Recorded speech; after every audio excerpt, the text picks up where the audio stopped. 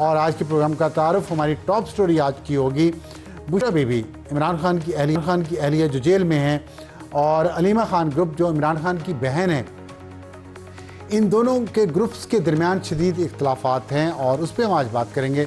और 27 सितंबर को जो एक लॉन्ग मार्च की कॉल दी है पाकिस्तान तहरीक इंसाफ के वज़ीर आला खैबर पख्तूनख्वा सुहेल अफरीदी साहब ने, वो कितनी कामयाब हो सकती है, कितनी नाकाम हो सकती है। और इसके अलावा पीटीआई के अंदर जो पैसों की करप्शन के इल्ज़ामात हैं एक दूसरे पे, उसकी जड़ें कहाँ पे हैं, ज़िम्मेदार कौन है। शेर अफजल मरवत साहब हमारे साथ मौजूद होंगे, सीनियर सियासतदान हैं और रुकन कौमी असम्बली भी हैं, उनसे इस पर बात करेंगे। और हमारा आज का हॉट इशू होगा, इस्लामाबाद में 372 गैर मुल्की गिरफ्तार हुए हैं। उन पे गिरफ्तार तो 500 के करीब है, लेकिन मुकदमात FIR 372 के ख़िलाफ़ हुई हैं। असल में हक़ाइक़ क्या हैं इसके बारे में, इस पर हम बात करेंगे।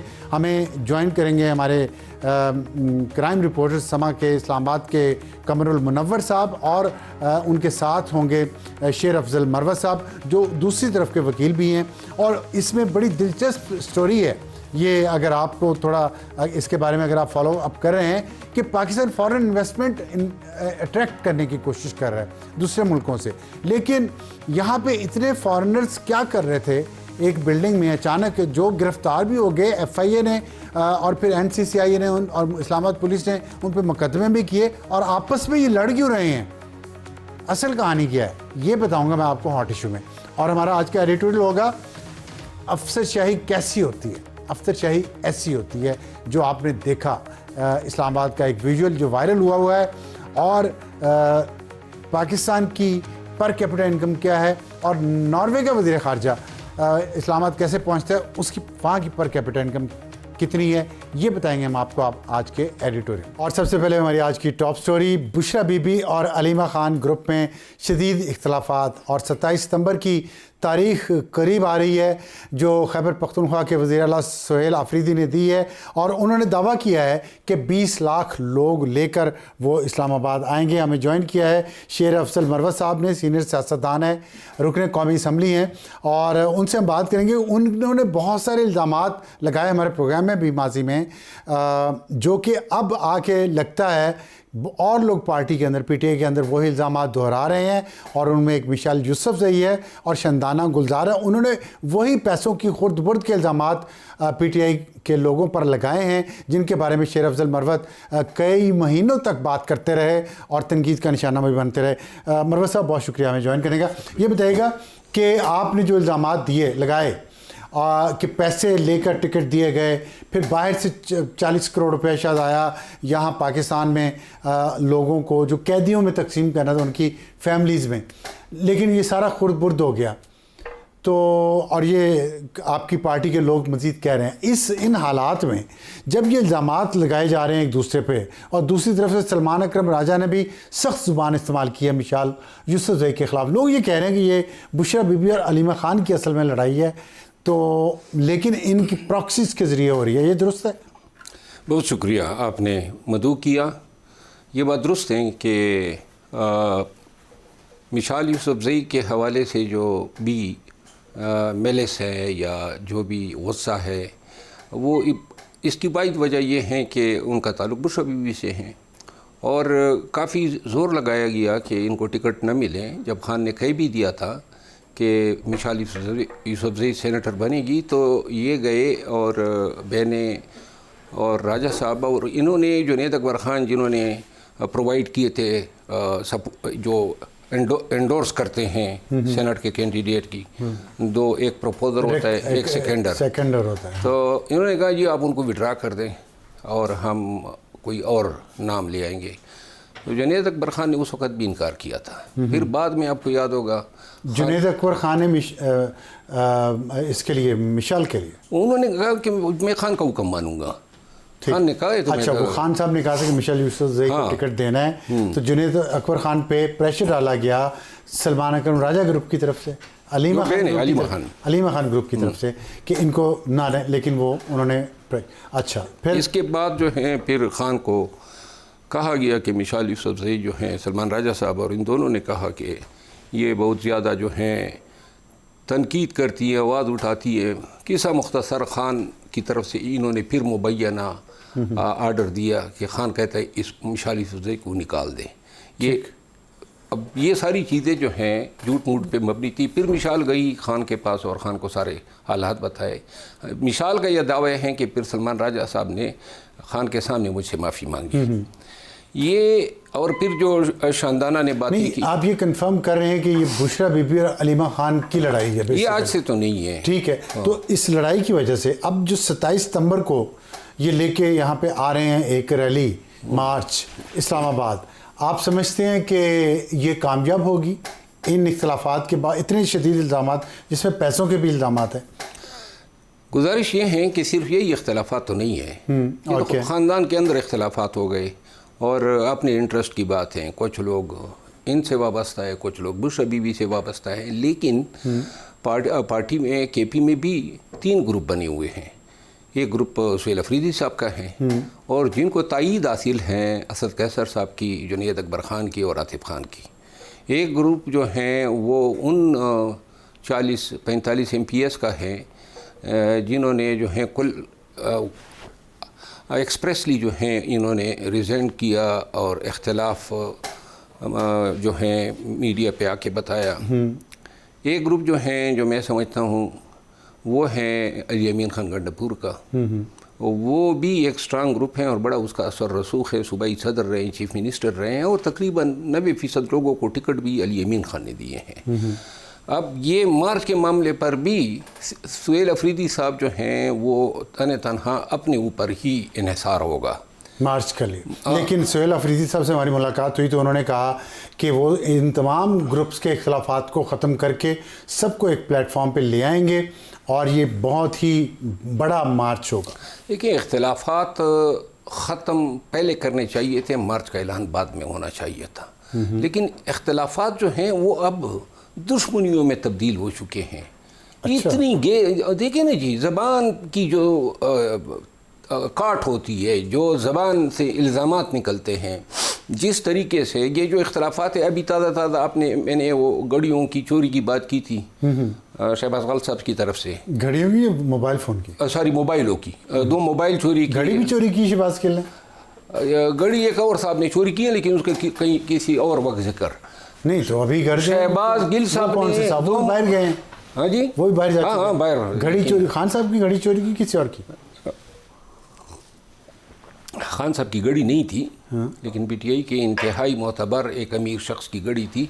अब सर इस पे पीटीआई के लीडर चोरी करके ले गए बाहर? हाँ लीडर, जी, ये मेरे ख्याल में ये बात पहले चले बाद में कर। तो वो आप फिर शहबाज गिल ने मोबाइल फ़ोन चोरी किए? 2 मोबाइल फ़ोन चोरी किए। वो आगे जनाब एजेंसी के हेड को दिए जो अभी पाबंदी। तो खान साहब मिले क्यों बाद में? फिर एक मोबाइल इसने बक किया, खान को दिया और खान ने फिर इसका दाखिला घर पे बंद किया। ये बातें मैंने की थी। अब ये शफी जान भी वही बातें कर रहा है। हाँ शफी जान, ये बात ठीक है आपकी। और शफी जान भी उस वक़्त किसी ने बातें नहीं की। ठीक। अब मैं अर्ज़ कर रहा हूँ, मीडिया भी एक ग्रुप बना हुआ है इन ग्रुपों के अलावा, और इस मीडिया की ग्रुप की वफादारियाँ जो हैं वो अलीमा खान ग्रुप के साथ है। अच्छा, और उसमें मीडिया ग्रुप में आप शहबाज गिल को भी रखते हैं? शहबाज गल साहब जो हैं वो भी हैं और ये 4-5 और फसादी जो हैं। नहीं तो अलीमा खान साहिबा बहन है, उनको नहीं पता कि इसने 2 मोबाइल फ़ोन चोरी किए थे, एक बक करके दिया था और खान साहब के ख़िलाफ़ साजिशों में शरीक था? आपने कहा इंटेलिजेंस एजेंसीज के किसी बंदे को दिया फ़ोन, तो ये अलीमा खान साहिबा को नहीं पता? सबको पता है, लेकिन अपने सहूलत के लिए लोग भूल जाते हैं। अपना ग्रुप मजबूत करना है। फिर सोशल मीडिया में आपको मैं एक अर्ज़ करूं, इनका ऐसा एका है, ये जो यूट्यूबर बाहर बैठे हैं, इनमें से चंद एक ऐसे थे जो मेरे हवाले से अच्छी बात भी करते थे। अचानक वो भी उल्टे हो गए सब। तो पता चला कि बड़ा मतलब ये कैंपेन कन्वेंसी की गई। अब एक को अगर कोई आप छेड़ेंगे ना तो 5 और भी, ये इमरान रियाज़ है। अब इमरान रियाज़ उस दिन फिर मेरे हवाले से बात कर रहा था कि जी ये रिज़ाइन। अब मैं सिर्फ इतना ही अर्ज़ करूँगा कि इमरान रियाज़ जो हैं ये भी लीडर बना दिए हैं। जितने लोग यहाँ पे कैमरे पे दिखाया गया कि ये सब तकलीफ़ों में हैं, सब पे जुल्म हो रहा है, पूरा पाकिस्तान और पीटीआई चीख रही थी और फिर इन सबको बड़े सहूलत से बाहर पहुंचाया गया। टास्क यह था कि पीटीआई को तोड़ना है। पहुंचाया गया? किसने पहुंचाया? इन्होंने पहुंचाए जिनके ये लोग थे। शहबाज गिल जो था उसको खान से मुतारिफ ही फैज़ हमीद ने कराया था। तो फैज़ हमीद तो खुद गिरफ्तार है, उसने इसको बाहर कैसे? ये तो अभी गिरफ्तार हुआ, ये तो 1.5 साल 2 साल पहले की बातें मैं कर रहा हूँ। तो जनरल फैज़ रिटायर होने के बाद गिरफ्तार होने से पहले भी इफेक्टिव था? बहुत ज़्यादा इफेक्टिव था। मेरा ख्याल है कि उन्होंने खान से जेल में मुलाकात भी की थी। अच्छा। जिस पे वो अकरम जो डिप्टी सुपरडेंट था वो गिरफ्तार हुआ। अच्छा, ये पहली दफ़ा आप बात बता रहे हैं, बड़ी खबर है। तो ये बताइएगा कि ये जो आप बात कर रहे हैं इसमें पैसों का मामला जो है, पैसे बाहर से आए भी हैं कि नहीं आए, और अगर आए हैं उसका कोई सबूत होगा तो किसके नाम आए? जो हर कोई कहता रहता है पैसे आए, 40 करोड़ आए कैदियों की फैमिलीज़ के लिए, लेकिन वो कोई खा गया। कौन खा गया? पैसे कहाँ से? अली अमीन खान ने भी 72 करोड़ दिए ना पार्टी को। वो 40 करोड़ से अलग है? अलग है, वो भी खाए गए हैं। किसने खाए हैं? लेकिन एक चीज़ मैं अर्ज़ कर दूँ, ये जो बाहर से पैसे आए हैं 24 नवंबर के मुतासरीन ख़ानदानों की इमदाद के लिए और कैदियों की बेलों के लिए, वो किसके पास है या कौन खा गया, इसका जवाब जो है ना वो सेक्रेटरी जनरल को देना चाहिए, क्योंकि वो सबसे ज़्यादा बखबर आदमी हैं, उनसे कोई चीज़ ढकी छुपी नहीं है। अगर लगे हैं तो फिर भी बता दें कि किस ख़ानदान को कितनी रकम दी गई है। अगर नहीं लगी है तो फिर अगर महफूज पड़े हैं तो फिर ये क्यों नहीं बताया जा रहा है कि ये पैसे जिस मकसद के लिए आए थे उस मकसद के लिए खर्च क्यों नहीं हुए? आप कह रहे हैं 72 करोड़ अली गंडापुर ने दिए और 40 करोड़ दिए बाहर से आए। 1 अरब 17 करोड़ रुपए ये तकरीबन बनता है। हाँ। मैं एक वकील साहब आए थे एक दिन, मैं अली अमीन खान के पास गया सीएम हाउस में, तो वो जब जा रहे थे तो अली अमीन खान ने शायद नहीं चाहते थे कि मैं वो नज़ारा देखूं, तो मुझे दूसरे कमरे में बिठाया था। तो वो जब जाने लगे तो वो ट्रंक जो खोला वकील साहब ने, तो उसमें इतने पैसे डाले गए बैगों में, जो ट्रंक जो ये डिग्गी नहीं होती है गाड़ी की, अच्छा गाड़ी की डिग्गी, हाँ। उसमें डाले गए। अली अमीन खान ने उसमें बैग कैश से भरे हुए, तो आपको कैसे पता बैग्स में कैश था? वो फिर मैंने तो जब ये आए तो मैंने कहा कि ये पैसे, उसने कहा जी हुक्म था कि ये इन साहब को दे दें, तो मैंने दे दिए हैं। सिर्फ ये हुक्म नहीं था, अली अमीन खान ने बड़े बड़े लोगों को दिए हैं, और वो बेसिकली उसके निकालने का एक मोजिब ये भी था कि फ़लाँ को दिए हैं, हमें क्यों नहीं दिए हैं।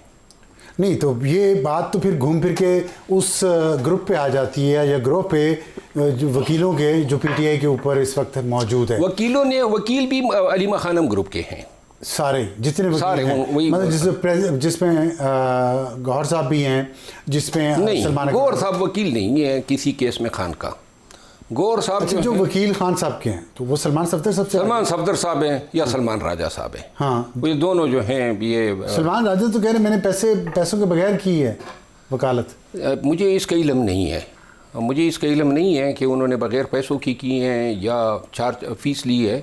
तो लेकिन सलमान सफदर साहब ने जो हैं वो इन 3 सालों में अपने मुवक्किल से बेपनाह पैसा। आज़ाद रहनुमा की तरह ये बता दें कि आप वहाँ मौजूद थे, आपके सामने अलीमीन गंडापुर ने एक वकील को पैसे दिए, उनकी गाड़ी के ट्रंक में रखवाए बैग्स भर के, आपने वकील देखा होगा ना? हाँ हाँ। क्या नाम है उनका?